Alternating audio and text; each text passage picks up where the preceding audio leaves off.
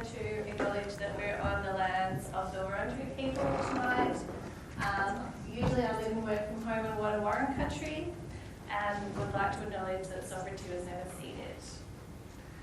Alright, so getting started, I am very lucky to be the recipient of a scholarship from an organisation called the MGSE project, and they are I guess you'd say a transnational group who their goal is to monitor and evaluate climate communication and education. They come out of Canada and have fingers in lots of pies, so I'll let you research them more at your leisure. My principal supervisor, Marcy McKenzie, is the director of the MGSE project. And my research question is helping to, I guess, contribute to the MGSE project, but also working towards interests of my own.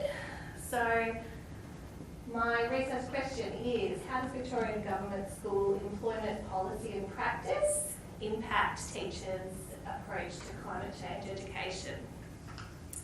So what I'm getting at there is the fact that many teachers today are still on short-term contracts, despite the fact that we're hearing a lot about teacher shortages and lots of vacancies in the media, which is true in a sense, but what we're not reading about is that when there is a teacher job, it is very often a contract job. It's very unusual to go into teaching as a graduate with any kind of job security. So what I'm looking at is the impact that that has on what we call socio-scientific issues, and in particular, climate change education. So I am going to talk a lot about education, and we're not all teachers, but we all have been to school, right? So we can connect that way.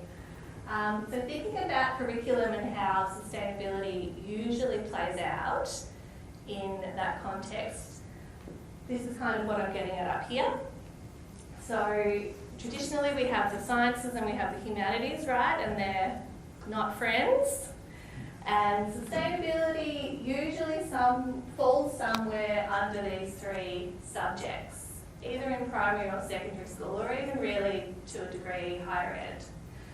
So I've got geography, biology and environmental science, obviously. There could be chemistry there could be physical sciences.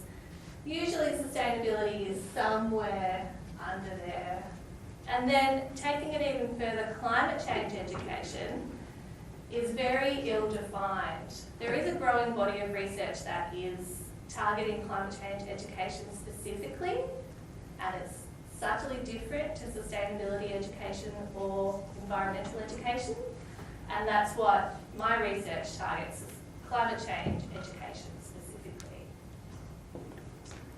So I guess what I'd like to offer tonight is some inserts from, not from my own research, because I haven't done it yet, but from the literature that I'm building my research on, which can help us reconceptualise sustainability. And so if you're wanting to go into cross-disciplinary or interdisciplinary work, then it can be helpful to think of things outside of these traditional boxes, I guess. And the first idea here I have is Lockie's environmental sociology. So what he is concerned with is the reciprocal relationship between environment and society. So Lockie is all about the relational aspect of sustainability. My next framework is entanglement. So Blanche Verley has written a lot about climate and entanglement, and she uses Karen Barad's theory. And Blanche Verley writes that we are part of that climate we seek to understand. And so, what these two theories can offer us is an elimination of the traditional human nature divide. So that can be a helpful way of thinking about sustainability as not removed from ourselves, not removed from humans or human action or human society, but in fact we are entangled with it. And the third idea here I have is from Selby and Kagawa, and they write a lot about a stretching of epistemology, which I think is a nice way of putting things. And what they're really getting at is the connection between capitalism, consumerism, and colonialism and climate change. Then the blue box there is what I was talking about before. So the first two frameworks aim to eliminate that human nature divide. So if we start to think about sustainability and climate change specifically in these different ways, using these different dimensions, then it's important to note that climate change is a sociological, political and affective thing. And what I mean by that is I'm talking about people's individual orientations toward climate change being in fact a really complex thing. So there is research that tells us that a person's belief or degree of belief or engagement with climate is actually most strongly affiliated with their political party and their sense of politics. Presenting someone with scientific consensus, as in the IPCC says, you know, the world's on fire, is not going to shift views. And we know that anyway, because the science, presenting people with the science isn't working, in my opinion. We aren't doing enough. We know about it, but we're not engaging with it politically, sociologically, effectively. So we must understand climate change as this political, socio-cultural beast. So my research is using the MGSE project's 4 dimensions of quality climate change education. And what that consists of is making sure that we're teaching not only the cognitive dimensions of climate, as in I as your teacher am going to teach you about rising sea levels and a warming global temperature, but we also need to engage with the psychosocial. We need to understand that eco-anxiety is real and work with that in our classroom. We also need to address the issue of climate justice, which is the idea that Indigenous peoples and peoples of developing countries around the world are much more likely to be disproportionately impacted by climate change, despite them being very low contributors to it. And the 4th idea up there is that good climate change education should be action-oriented, as in it should lead a student to feel empowered to take action, not feel hopeless. Okay, and I guess the last point here that my research is building on is that climate change is an emotional thing. There is lots of recognition about eco-anxiety and the impact that it's having on young people in particular and their mental health. So you can see some stats here from the recent Mission Australia Youth Survey. So I think 20,000 young people were surveyed as part of that research. And the environment was second only to COVID as their most pressing issue. This is Maria Ojala, an academic who's done lots of research into the relationship between teachers and climate change emotion in the classroom. So as a teacher, it's really understandable that we don't want to upset our students, right?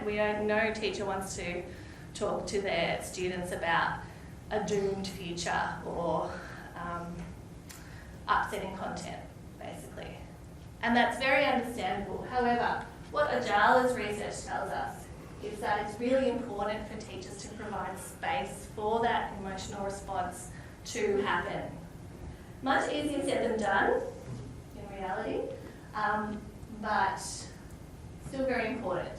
So there is a tendency for some teachers to skip over the distressing elements of climate change for very, very real and understandable reasons.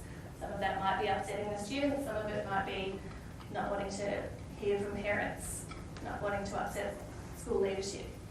But if we stay with the trouble, which is what Donna Haraway tells us to do, then we can deal with it better. We strengthen our students' emotional resilience that way, and importantly, their capacity for hope and action taking. There is research evidence coming out that if we as teachers skip over these uncomfortable facts, then what that in fact is doing is leading to negative outcomes like burnout. So there's research about youth eco-activists just giving up and being completely exhausted and burnt out from climate activism.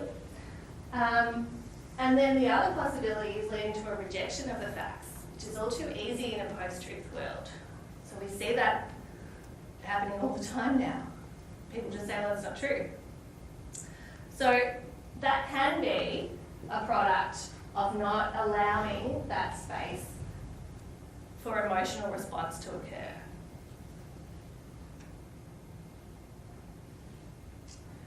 Okay, so that's me. So this is kind of the landscape for my research. Thinking about teachers on short-term contracts, what I'm interested in is how is their sense of capacity for engaging with these tricky problems, given that so many teachers are on either casual contracts or temporary, what they call fixed-term contracts.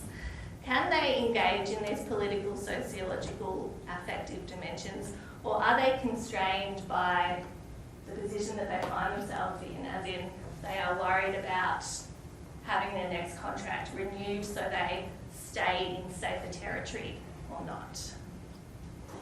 I will be collecting qualitative data.